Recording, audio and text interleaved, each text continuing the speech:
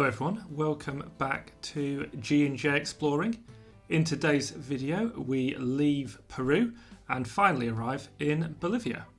We start this video by leaving Puno in a very comfy bus and arriving in La Paz, where we spend a couple of days looking around the city. We then have a very adventurous time reaching the city of Sucre towards the south of Bolivia, where we spend the day looking at the history of the place and enjoying the local quarry with dinosaur footprints. On arrival in La Paz, we do what any English person naturally does when they reach a new destination and head to the English pub in the centre of the city for a very nice evening meal and a game of pool.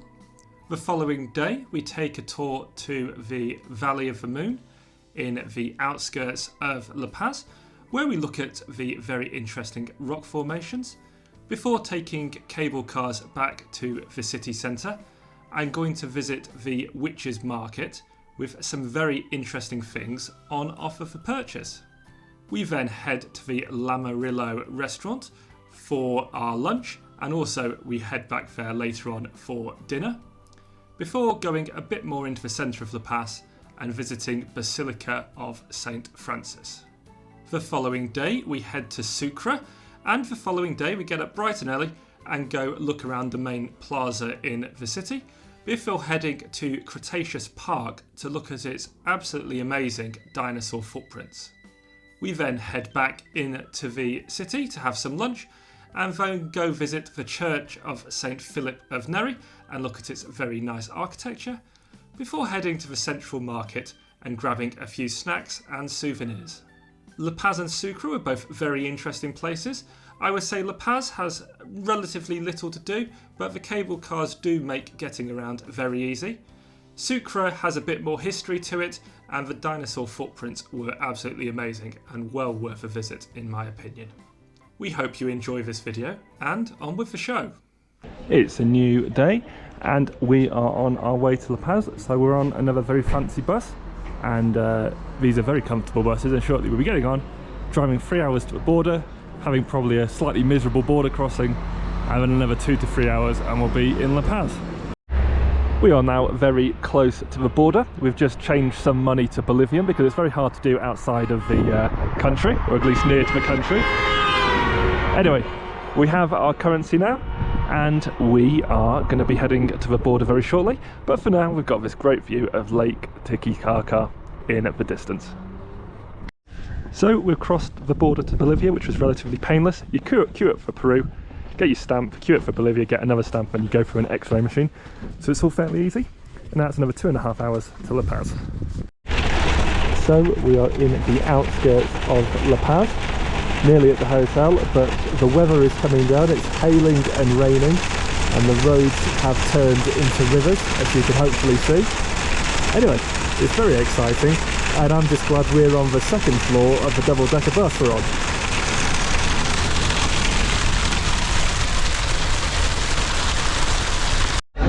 And we're now in a bar in La Paz, watching Juliet play pool again.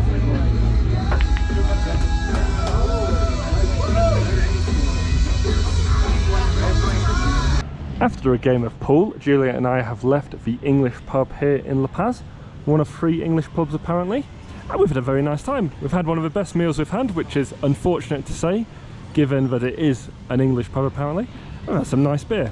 Anyway, we're off back to the hotel, going up this way, and tomorrow we're going on a tour of the city of La Paz, and we're going to be doing some cable cars and going to visit some stuff out of town. So we will see you tomorrow. So we are now here at the Valley of the Moon Park here in La Paz, and this was created in the 60s/70s after Neil Armstrong visited here following the moon landings, and he said that this looked like the moon a little bit, and it has now been named the Valley of the Moon Park. And I don't know what the moon looks like too much, but I can certainly imagine it does resemble it a little bit. Anyway, we're going to go up to the top of this hill and see what we have at the top. So we are a little bit further along the path, a bit up the hill, and if I spin round you can see the whole valley in front of us. It has been partially built over by houses because people do need to live places, so it's not as big as it used to be. but still, if you're in La Paz, well worth coming to, even if the roads up here are a little bit bouncy. And here we have another excellent view of the valley. A little bit of a different angle, looks a bit more impressive from here, and we'll just do another bit of a spin around. Having a look at the rocks, I think it's a sedimentary rock, so it's going to have been laid down in a sea or a lake an awfully long time ago and then uplifted over time to have what we see now. So, continuing our tour of La Paz, we have left the Valley of the Moon and we're now at a cable car station. So the very hilly nature of La Paz makes normal public transport a bit difficult, so they've put cable cars up all over the city and they will take you around, and we've got a cable car up there as you can see, and very shortly we'll be getting on that, heading around the city from above. Everything, but I can't remember if it was here or Mexico City that it was about. I should imagine it's a similar scenario. Concept, yeah. I mean, I don't know how expensive it was. It was 10. Yeah. 10 bobs. Ooh, not bad.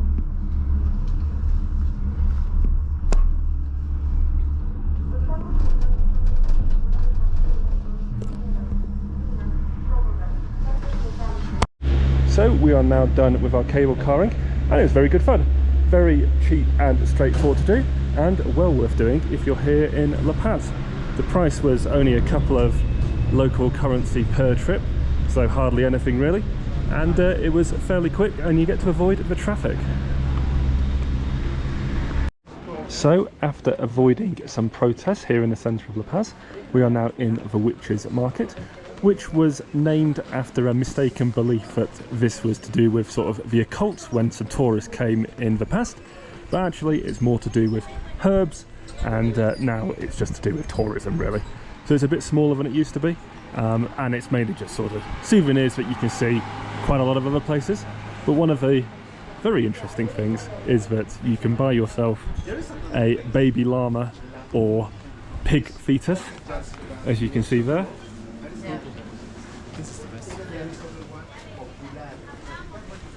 And the purpose of these rather disturbing things is that you can take it back to your house and you can bury it or burn it. Not quite sure, I didn't hear it properly. And you can then be blessed for the rest of the year. Anyway, not sure I'd want to put a dead llama in my house, but there you go. So we've completed our city tour, took about 4 hours or so, cost about $35 US, and worth doing.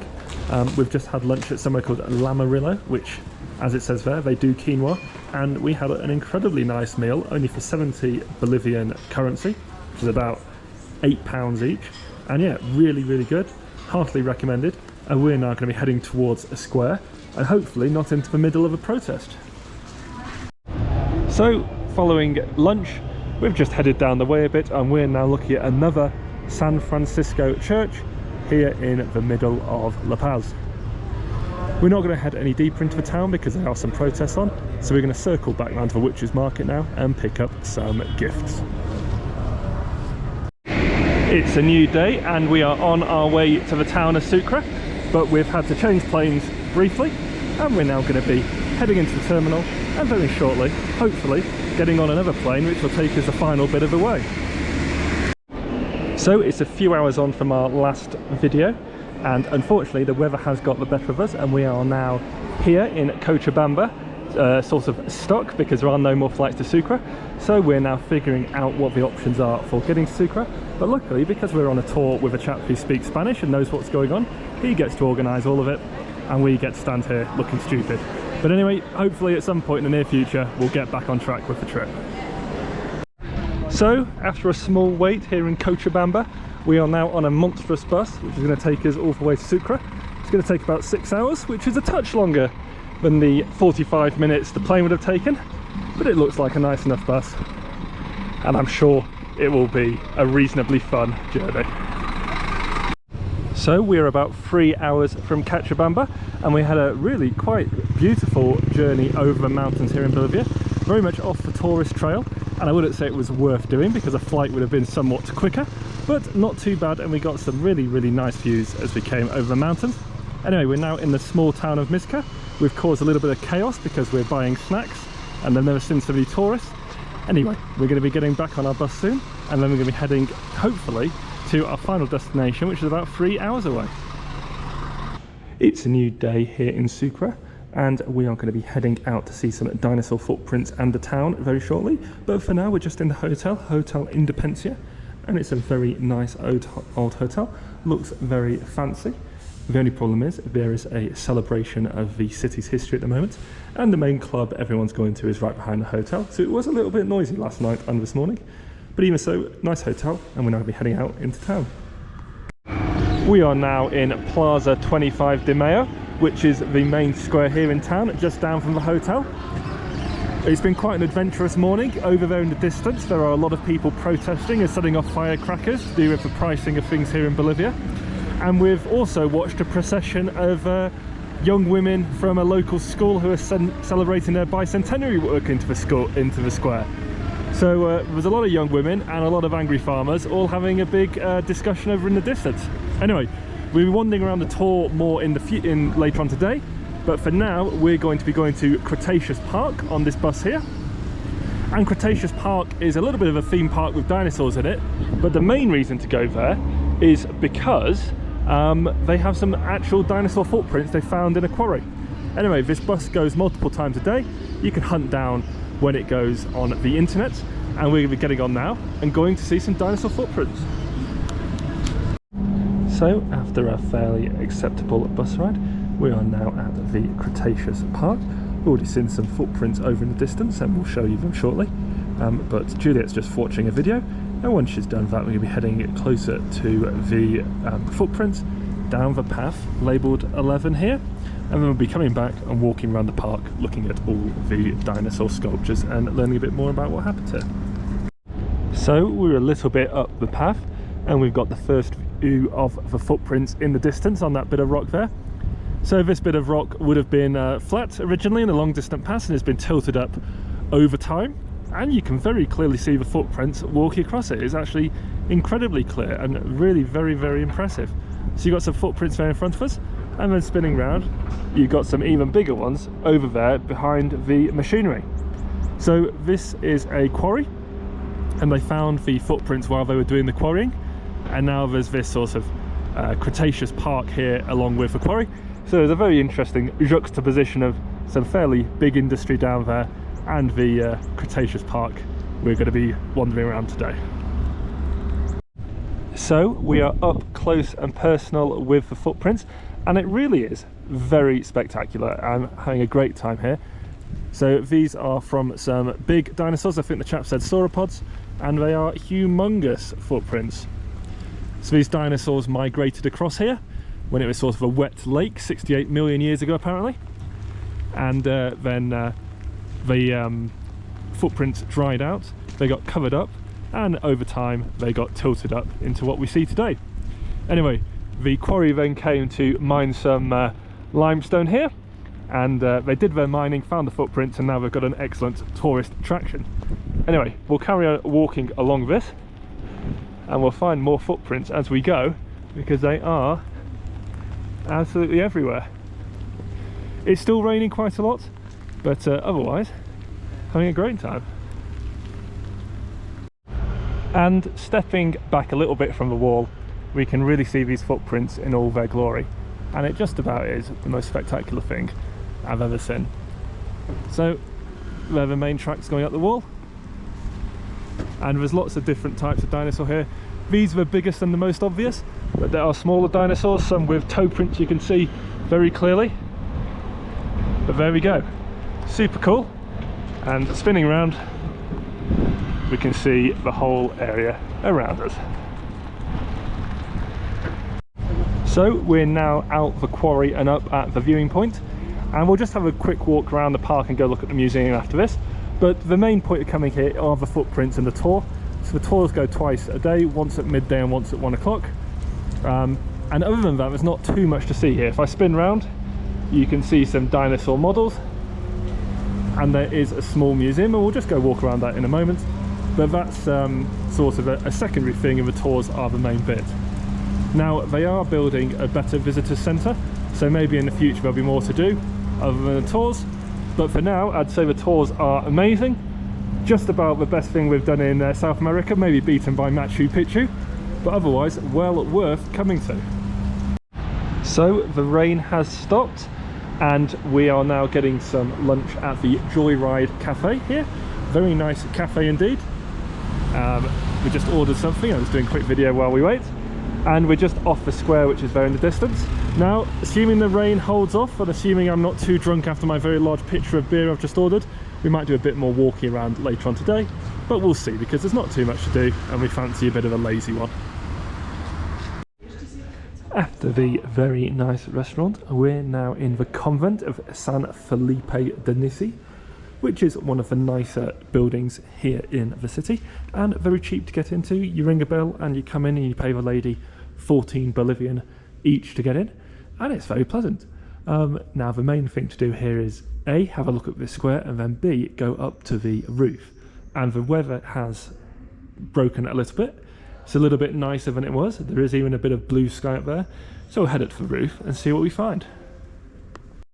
And we are now up here on the highest bit of roof available, and the view all around really is spectacular. Well worth coming up here, especially as the cost is very little. And we are now going to be heading a little bit through the main square we were at earlier on today, and then through to the other side where there is a market where Juliet believes we can get some snacks. So we are back in the main square where we were earlier. We've got some very noisy birds flying overhead, and it's a very nice square, lots of statues in it. And Sucre is the judicial capital of Bolivia.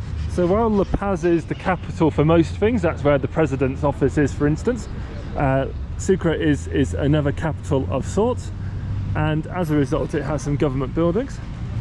And spinning round, it also has Liberty House, and Liberty House is where the Bolivian Independence Act was signed.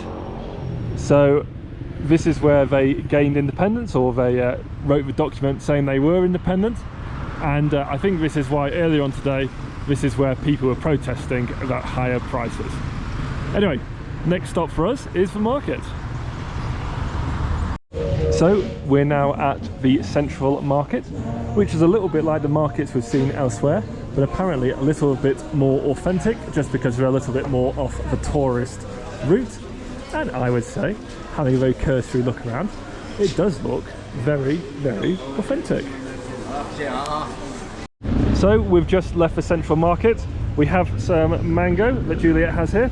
It's a little bit expensive. I think the lady saw us coming, but there's no harm in that. And now Juliet's going to eat some mango. And Juliet's mango quality? Amazing. Very good mango. We just got a mango from a woman cut up. Really nice. You've just seen it from George's video. We just show the vibrant sort of fruit and veg on offer, and some stuff. The woman made us try some stuff that we've never even heard of before. This stuff here actually. So yeah, beautiful. Up there is the meat part, so I won't go in there, although it is just chicken. But yeah, great experience at the locals market.